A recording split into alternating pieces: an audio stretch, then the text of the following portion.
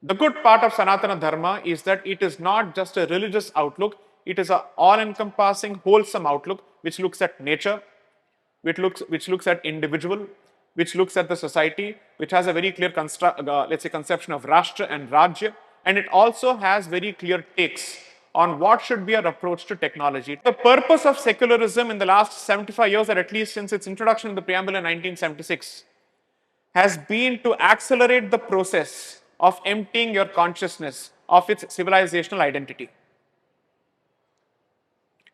And each time we are told that if you don't do this, then your secular credentials and your peace-loving credentials are in serious question. You are put in a moral trap. And you're being asked to choose between secularism on the one hand and Sanskriti on the other.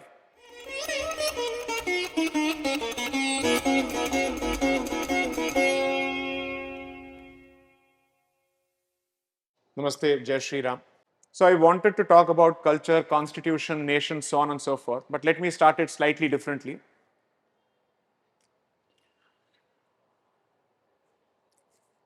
So last week I was watching a podcast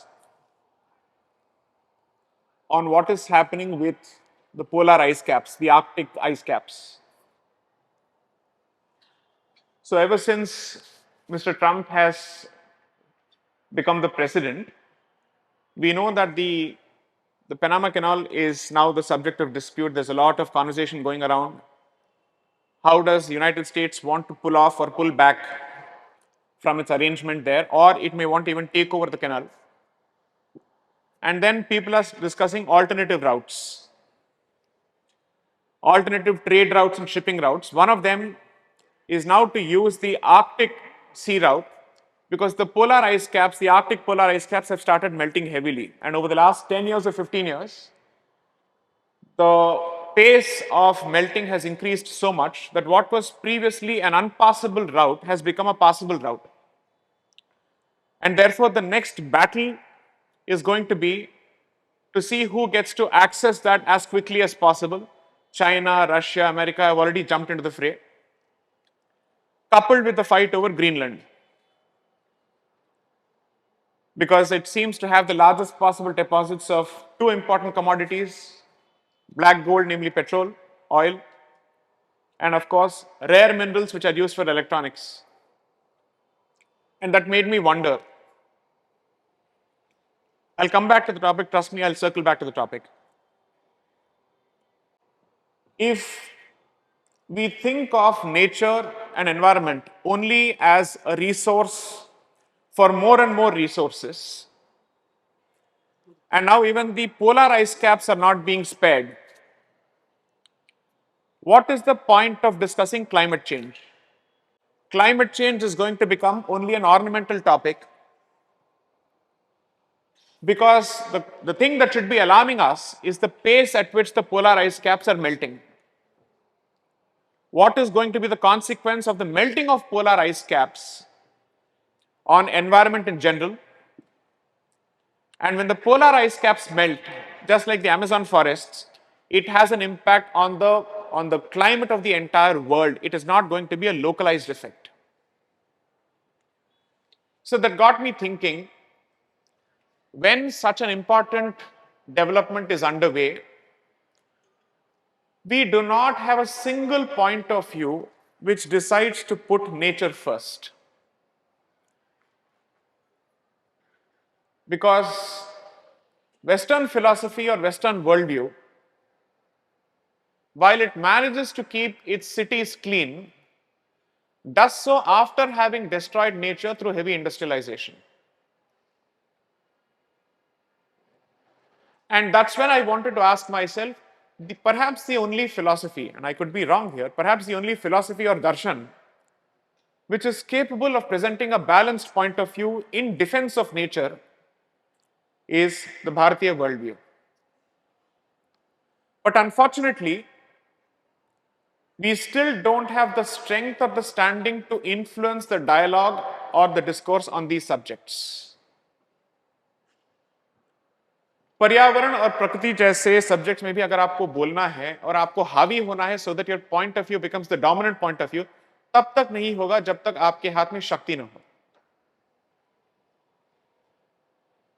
Perhaps what I'm trying to say is that Bharat must not aspire to become a superpower for the sake of becoming a superpower, but because Bharat will have the ability to address issues which affect everyone on the globe in a manner that is consistent with peaceful coexistence with nature only when it has power. Therefore, Shakti is important. Perhaps the only civilization or surviving civilization that continues to speak of Lok Kalyan and not the Kalyan of a particular mazhab or a particular community is Sanatana Dharma.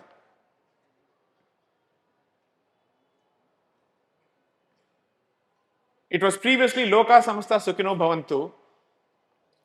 It is now Samasta Loka Sukhino Bhavantu because we believe in more than one Lok.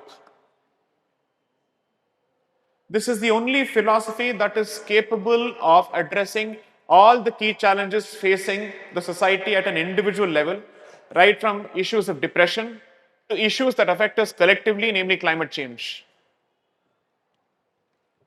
But Bharat cannot hope to be a relevant stakeholder, forget even being a dominant stakeholder on these important topics, until Bharat regains its parichaya, its identity.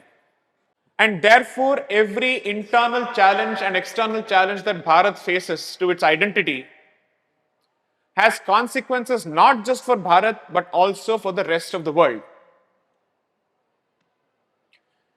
Bharat is not the light of the East, Bharat is the light of the world.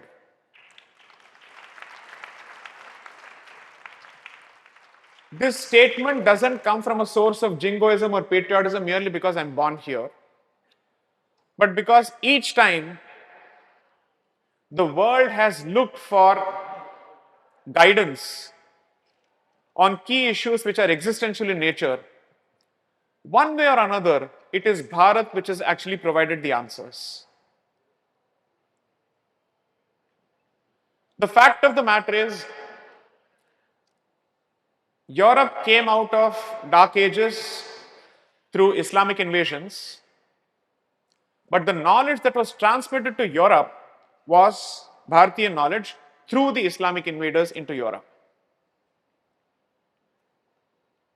So I keep reading a lot of history, but I also read, let's say, philosophical takes on history.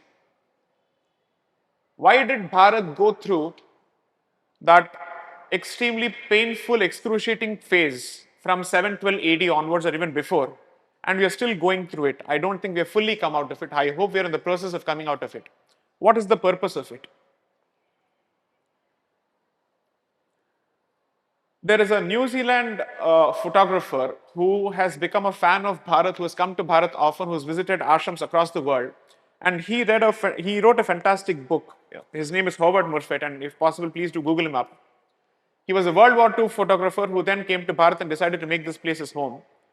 He said, while the historical take could be that Bharat has suffered invasions, the philosophical take is, but for these invasions, perhaps the knowledge of Bharat may not have gone out fully.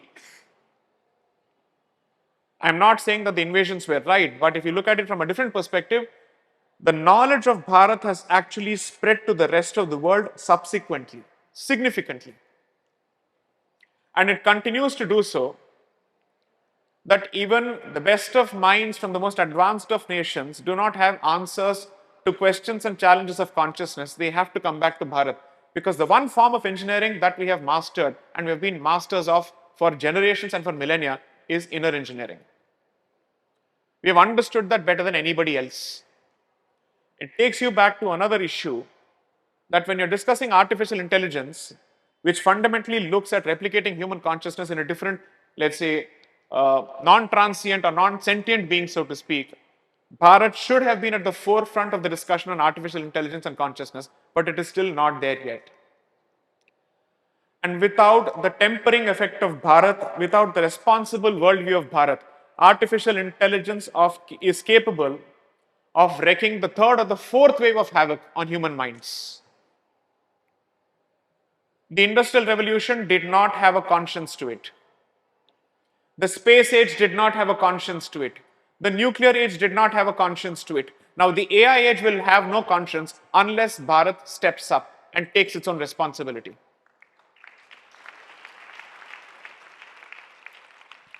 All the previous ages have been about mastering something that has been external to us, namely the resources outside, whether it is space or whatever it may be. But artificial intelligence can be perhaps the most devastating, let's say, revolution, so to speak, unless it is tempered by let's say, the limiting effect of dharma. If AI does not have a dharmic bent of mind, and by that I don't mean a Hindu bent of mind, I mean a righteous bent of mind with a certain understanding of rights and responsibilities, what it can do to our consciousness is incredible and, according to me, positively scary. Take, for example, a simple case study of the impact of Facebook, X, and TikTok on the young generation. And as parents, you know that you have lost your children, or at least their bandwidth and their mind spaces, to social media significantly. Because each of these platforms is designed to hook people through addiction. And the kind of dopamine kicks that social media is capable of delivering on a regular basis, I don't know of a single drug that is capable of doing it. Not that I've ingested any drug. And Bharat needs to step up right now, because that revolution, unlike other revolutions, is not going to visit us 10 or 15 years later. It will hit the shores of Bharat, or it has already hit the shores of Bharat when it has already entered the shores of West.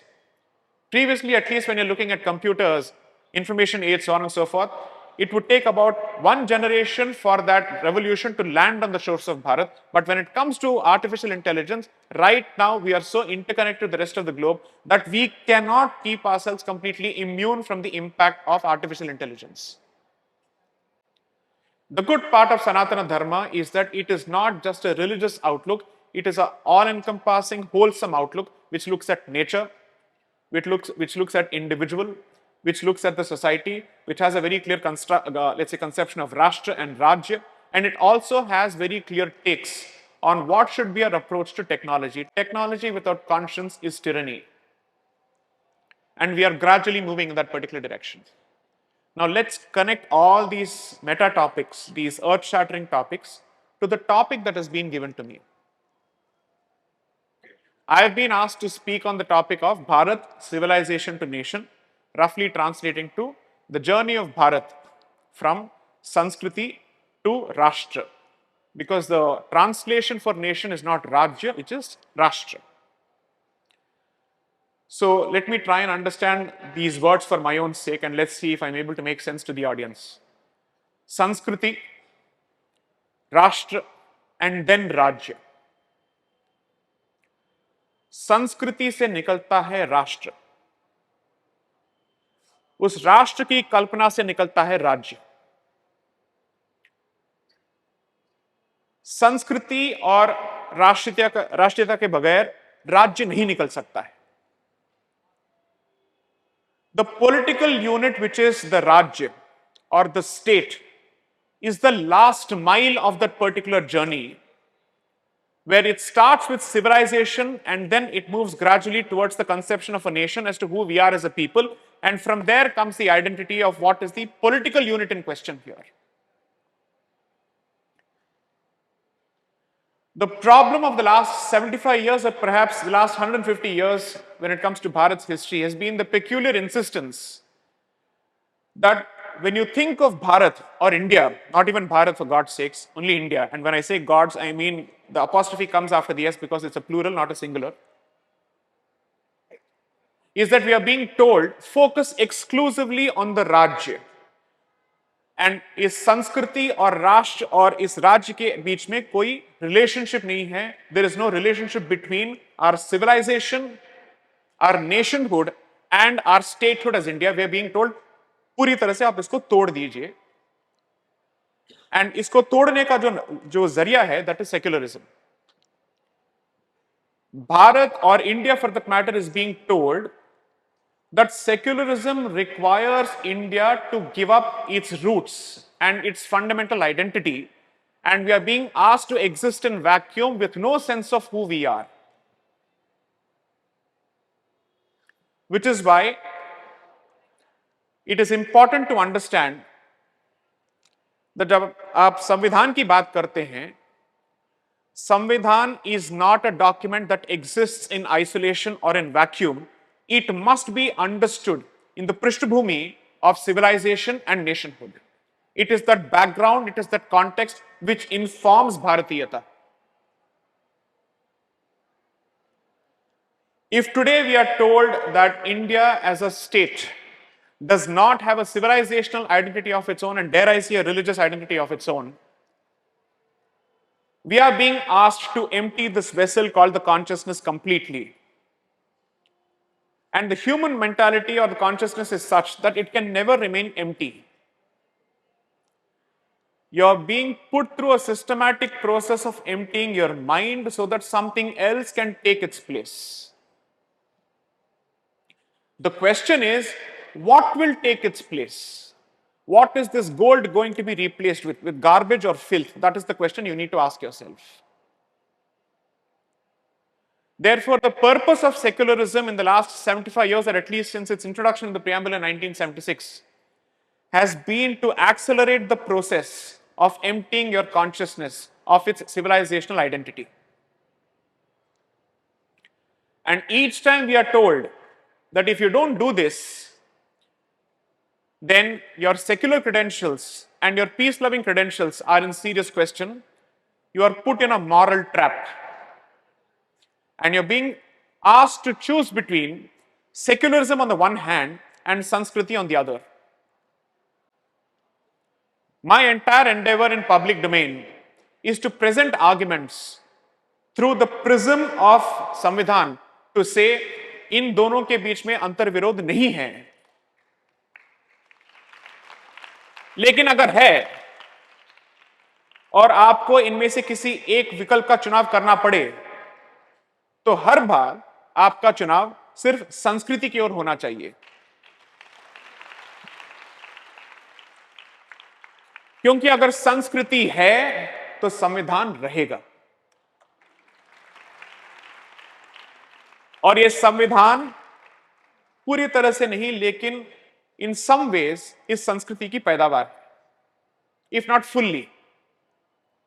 My reading is that the document is a mixed bag, and I don't use the word mixed bag in a negative sense. I'm just saying it has contributions from across the board.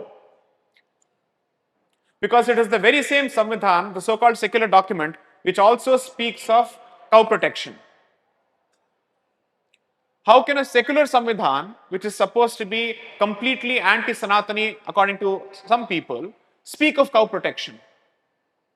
Article 295A.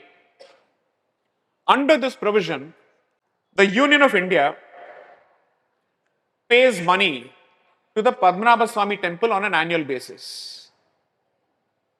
From the consolidated fund of India, पैसा जाता है to the Padmanabha Swami temple in Trivandrum. अगर ये secular राज्य है और secular राष्ट्र है, तो ये पैसा एक सेक्युलर, लेट्स से, पूल से how does it go to a temple? Article 27 says state funds cannot be used for the promotion of any faith. And if the preamble speaks of secularism, how is this money going from the secular fund to a religious institution or entity?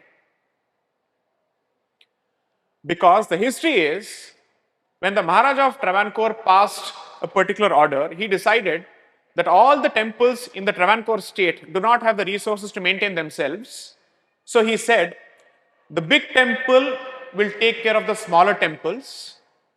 And in order to do that, जितने भी ये भूमि होते हैं इन छोटे छोटे मंदिरों के, that will be given to the Raja. And from that, whatever money comes will be given to individual temples for their upkeep and maintenance. When the princely state of Travancore merged with the Indian Union, that responsibility passed on to the Indian state. So constitutionally, there is an obligation on the so-called secular Indian state to make payment to temples. So Bharat's constitution is not an easy document to understand. It is not a straightforward document at all. जितने भी तर्क हमारे खिलाफ पेश किए जा सकते हैं, there are equally arguments in our favor. So I would request that on such a sensitive topic which requires a certain degree of expertise and competence, be careful before you say that the constitution is entirely anti-Hindu or it is pitted against Hindus. Because then you walk into the trap that everything that you do is anti-constitutional or unconstitutional. Don't walk into the trap. I would also want to use this opportunity and platform to strike a distinction between two things. संवैधानिक सोच एक चीज है और संविधान एक कागज है. Strike a distinction between constitutionalism and constitution. Certainly subscribe to the notion of constitutionalism because this country, given its diversity, needs an operating manual under which all of us work together. तो एक संविधान की आवश्यकता है, but a particular document can be criticized. You can subscribe to the notion of constitutionalism and still have problems or criticisms of the contents of a particular document. If the constitution is so perfect, like a certain book claims, and there is no need for any further amendment, why have we had 103 amendments? Bulk of these amendments have been political in nature, not remotely on the basis of constitution. It is to push a particular social agenda or a political agenda. So don't approach this document with the same spirit that you would approach a Bhagavad Gita. Respect the constitution, uske samne natmastak mat hoiye, that's all I will say. Abide by the constitution because as dharmiks you are expected to observe and abide by the rule of law. But agar natmastak hona hai, Vedon ke samne hoiye, Bhagavad Gita ke samne hoiye, in front of the scriptures. The more you deify a man-made document which has been the subject of 103 amendments based on political expediency, the more you prove that we are textbook Macaulay Putras and Putris and everything in between. Because the one who gave us a so-called secular constitution has till date not given up his Christian identity, and by that I mean the United Kingdom. It is a Christian nation by constitution. In the House of Lords, 26 bishops have a specific seat reserved for them. But the point I'm trying to make is, how does Europe as a civilization or a continent get to subscribe to a religious form of secularism, but when it comes to Bharat, we are expected to give up our identity altogether? ये किसके दिमाग की पैदाइश है and what is the purpose of it? The purpose of this creature and its unique khichdi variant of Bharat, because secularism of Bharat is neither European nor fully Indian, I don't know what it is so far. It happens to be a creature of convenience and a shape-shifting creature that keeps changing its huliya on a regular basis. Every 5 years, secularism की जो परिभाषा है वो बदलती रहती है. And its entire purpose has been to drill into the minds of a young so-called liberal population that Bharat's astitva is owed only to 1947 and not before. इसका उसके संस्कृति के साथ कोई नाता नहीं है is the entire message of this concept. So perhaps what I'm trying to say is that until and unless Bharat achieves internal clarity with respect to its identity, with respect to its parichaya, or even let me use the Mleccha word, pehchan, unless and until you have clarity with respect to this, you will never be able to express yourself. And until Bharat can express itself in the truest sense of the word, a duplicate, unoriginal creature which has no sense of identity can never sit on the table of big powers. You cannot hope to share space with even China, for God's sakes, because China has made the jump from communism to a very clear identity which is based on its conception of what is the Middle Kingdom. China has greater civilizational understanding even as part of its architecture than Bharat as on date.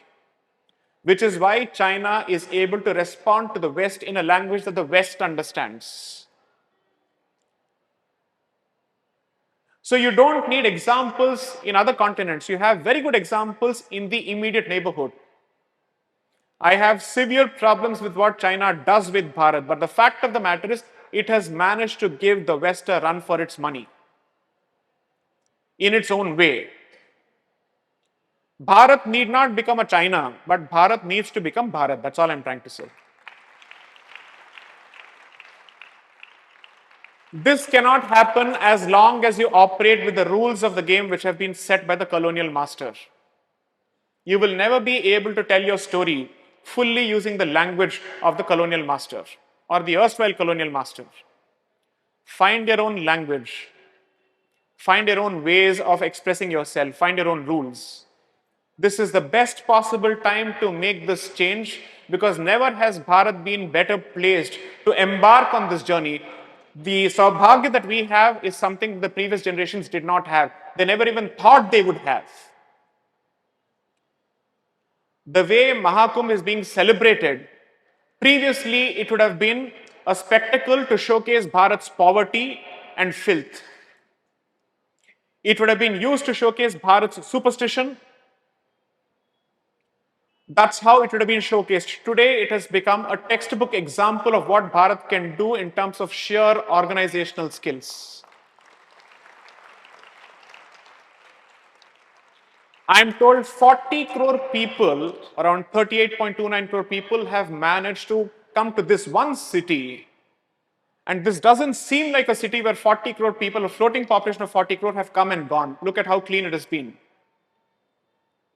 A simple student election in Delhi leaves the city dirty. Ask anyone who's been in Delhi during student elections, not the elections of today, even student election. And ask yourself how beautifully this entire thing has been conducted. I have no qualms whatsoever giving credit to the establishment for having done this, but I'm also saying another thing. That means as a society, Hindus are innately capable of abiding by the rule of law and observing civic sense. We are capable of it. Since we are capable of it, it speaks volumes about the innate tendency of the society much more than the establishment. Establishment is needed for pranali. But अगर आपके अंदर वो जज्बा नहीं है, तो प्रणाली से क्या होगा? So there's a good movie by the name Chariots of Fire, and there's a wonderful line there. Man cannot put in what God has not. So if that innate tendency did not exist, no amount of rules and regulations will do that. So which is why I keep saying, it is not the constitution that keeps this country moored to the fundamental rule of existence, which is peace. It is our innate dharmic barometer which keeps us peaceful.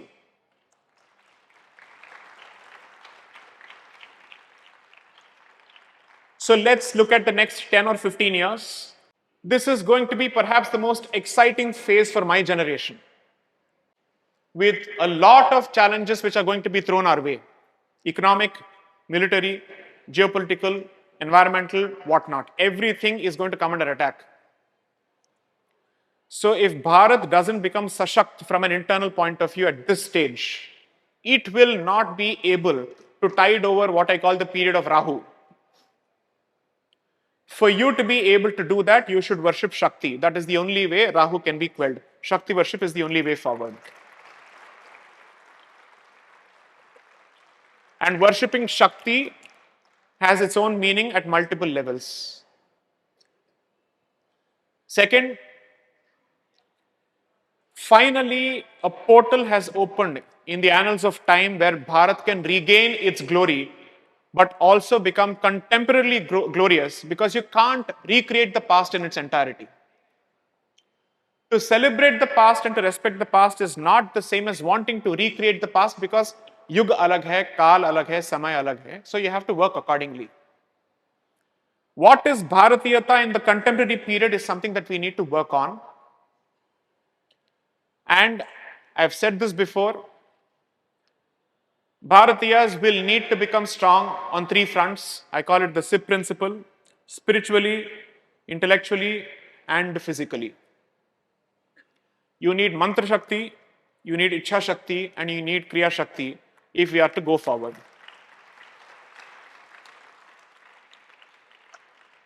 And as much as we must celebrate individuals for their contributions and for their revolutions in changing the way people think, don't lose hope in the innate ability of the Bharatiya society and the Sanatani society to keep producing such individuals, because we will need them at least for 3 generations for us to survive this period that is coming our way. Brahma Tej and Kshatriya Dharma, you will need Kshatriya Virya, you will need as you go along, because these are the only 2 things which are capable of protecting us as we go along.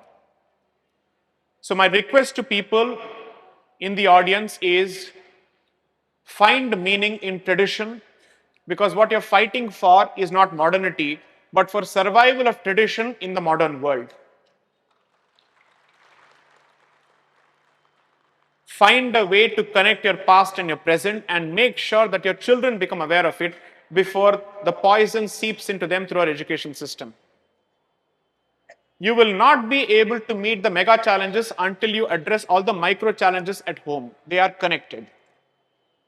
Set your house in order, then we can focus on setting the global house in order. Jai Shri Ram, Vande Mataram.